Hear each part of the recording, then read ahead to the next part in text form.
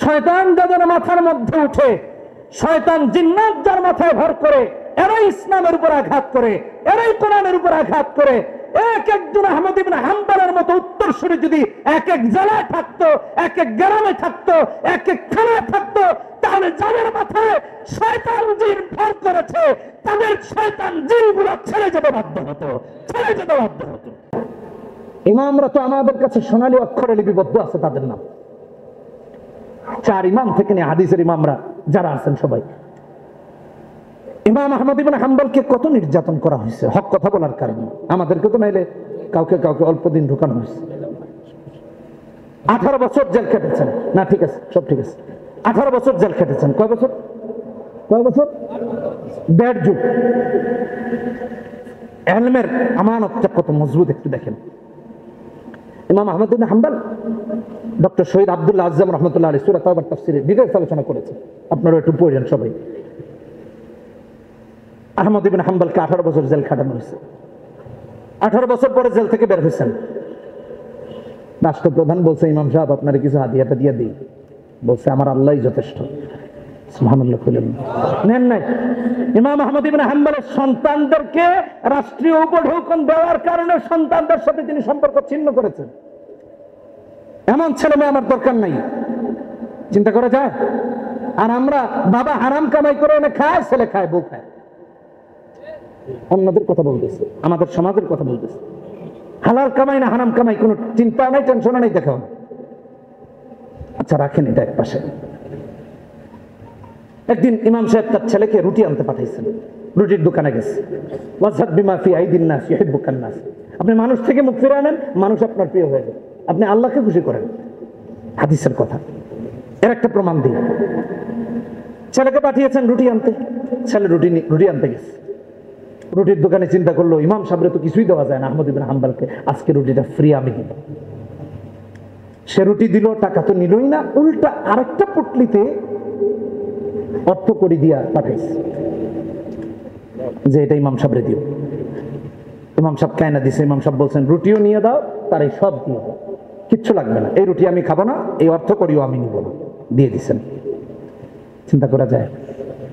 আমরা হইলে ডাইনবাম দেখে তাদের পকেটে ঢুকে একটু সেফ টেফ কিভাবে করা যায়। বাপরে, ছেলেরা বলতাম, খবরদার এই স্বর্ণ মুদ্রার কথা কিন্তু কাউরে কইও না। বাড়িতে স্বর্ণ থাকলে তো রাতের বেলা ডাকাই যেতে পারে। কি কোন ব্যাংক ডাকাতি হয়, ঘর ডাকাতি হয় না? ইমাম সাহেব এটা বলেন নাই, ফেরায় দাও, নিয়ে গেছে। ওয়াজহাদ বিমা ফি আইদিন নাস ইউহিব্বুকান নাস। কারো চেহারা দেখে আলেমরা কথা বলেন না, এটা মাথায় রাখেন। কারণ এই আলেমরা আজকের মাহফিলের আয়োজন করেছে। আপনারা তাদেরকে টর্চার করেন না, এটা টর্চারই বললাম, এটা জুলুম। টর্চার করেন না, বরং মসজিদ কমিটিকে এমন স্ট্রং হতে হবে আল্লাহর জন্য যে হুজুর হক কথা বলবেন, আপনার সাথে আছি। হক বলবেন না, আপনার সাথে আমরাও নাই। কথা বলেন ঠিক কিনা বেঠিক? তাহলে ইমামরা হক কথা বলতে পারবেন। এটা খুবই গুরুত্বপূর্ণ। একবার ইমাম আহমদ ইবনে হাম্বলকে ডাক্তার বলল, হুজুর আপনার তো শরীরটা খারাপ, আপনি খাসির মগজ খেলে আপনার কিছুটা প্রতিষেধকতার কাজ করবে, এটা প্রতিষেধক হবে। খাসির মগজ কিনে আনা হলো, রান্না করতে দিয়েছেন ওনার এক চাচার বাড়িতে, লাকড়ির চুলাতে এনে আনা হলো ভুনা করে। ইমাম সাহেবকে বলা হলো, জানা হয়েছে বলে, রান্না কোথায় করছো? অমুক জায়গায়। ইমাম সাহেব চিন্তা করলেন, তার বাড়ির আগুন যে জ্বালানো হয়েছে তার লাকড়ির টাকাটা কি হালাল ছিল কিনা, তাই তিনি আর খানি নেই। চিন্তা করা যায়? আর আমাদের অবস্থা এমন, যদি সবচেয়ে বড় সুদখোরের বাড়িতে দাওয়াত না খায় তাহলে চাকরি শেষ। কথা বলেন না কেন? ঠিক কেনা? মিথ্যা কথা বলতেছি, আমি সমাজের অসঙ্গতির কথা বলতেছি। এমন টর্চার করেন না। উনি কার বাসায় দাওয়াত খাবেন না খাবেন ওনার উপর ছেড়ে দিন, যেহেতু আপনি হালাল পথে চলেন। আমি আমার মসজিদে এই রেকর্ড হচ্ছে, এগুলো তো ভেজাল, গত জুমায় বলেছি। আমি বাদে আলহামদুলিল্লাহ, আমি তো বেশ কয়েক বছর হাদিয়া নেই না মসজিদ থেকে। এটা ওই ক্যামেরার জন্য না, বলতে পারি না অনেক কথা ক্যামেরার কারণে, এটা একটা সমস্যা।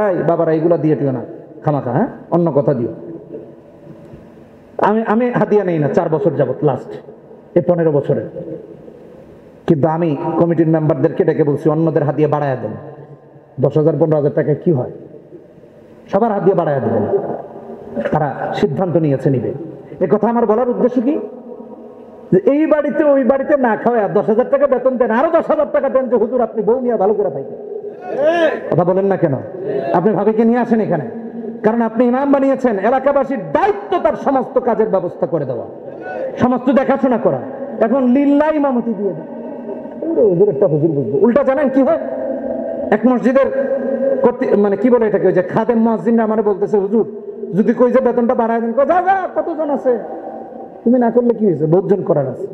খবরদার, এটা অমানবিক, এটা অহংকারমূলক, এটা বন্ধ করা, এগুলো বন্ধ করেন। আপনি চলতে যে কয় টাকা লাগে অন্তত ওই কয় টাকা দেন না, অসুবিধা কি?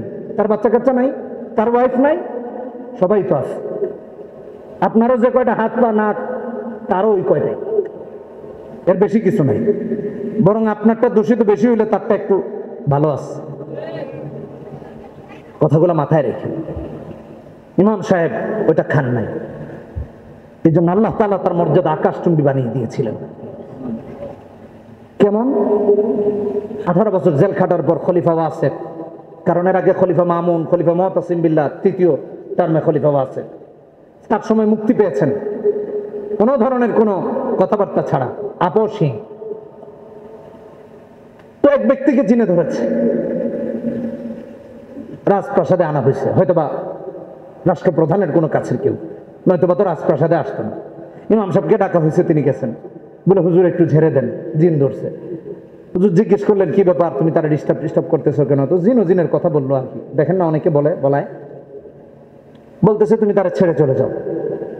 জিন বলতেছে হুজুর আপনি যেহেতু বলেছেন আপনি আল্লাহকে ভয় পান, তাই আমি আপনারে ভয় পাই, ছেড়ে চলে যেতেছি। ইনি ইমাম আহমদ ইবনে হাম্বল, ইনি ইমাম আহমদ ইবনে হাম্বল। জিন চিন্তা করলো যেদিন থেকে আহমদ ইবনে হাম্বল থাকবেন না, আবার এসে আমি তারে ধরবো। আহমদ ইবনে হাম্বল ইন্তেকালের পরে আবার জিন এসে তারে ধরছে। সবাইকে ডাকা হলো, দেশের আলেম ওলামা, কেউ ছাড়াইতে পারে না। জিন কয় সবাইকে আহমদ ইবনে হাম্বল নাকি যে আমার কইলেই চলে যেতে হবে, আমি যাব না। আমার ভাইরা কথাগুলো ভালো করে মাথায় রাখেন, একটা আল্লাহর দল আর একটা হলো শয়তানের দল। কথা বলেন না কেন? একটা কার দল? আল্লাহর দল। আর একটা কার দল? শয়তানের দল। একটা হিজবুশ শয়তান আর একটা হলো হিজবুল্লাহ। ভালো করে মাথায় রাখেন। শয়তান যাদের মাথার মধ্যে উঠে, শয়তান জিন্নাত যার মাথায় ভর করে, এরাই ইসলামের উপর আঘাত করে, এরাই কোরআনের উপর আঘাত করে। এক একজন আহমদ ইবনে হাম্বলের মতো উত্তরসূরি যদি এক এক জেলায় থাকতো, এক এক গ্রামে থাকতো, এক এক থানায় থাকতো, তাহলে যাদের মাথায় শয়তান জিন ভর করেছে তাদের শয়তান জিনগুলো ছেড়ে যেতে বাধ্য হতো, ছেড়ে যেতে বাধ্য হতো।